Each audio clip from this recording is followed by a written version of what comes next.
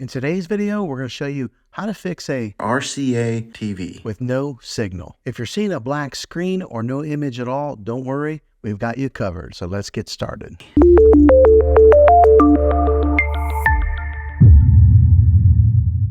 Step 1, check your connections. First things first, let's check all the connections, ensure that all the cables are securely plugged in, and this includes the HDMI cables, power cables, and any other connections that you might have. After you've done that, let's move on to the next step. Step 2, select the correct input source. Next, let's make sure that your TV is set to the correct input source. Using your remote, press the source or the input button to cycle through the available inputs until you find the one that your device is connected to. If you have multiple devices connected, make sure you're selecting the right one.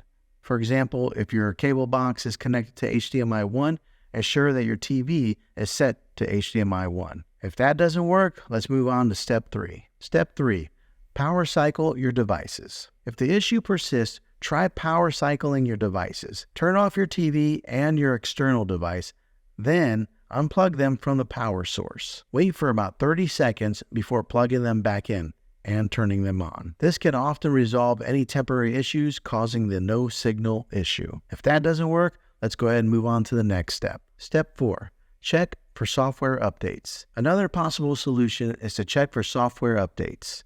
On your TV, go to Settings menu, then select Support and Software Update. If there's an update available, follow the on-screen instructions to install it. Depending on the year and model of your TV, this may look a little different.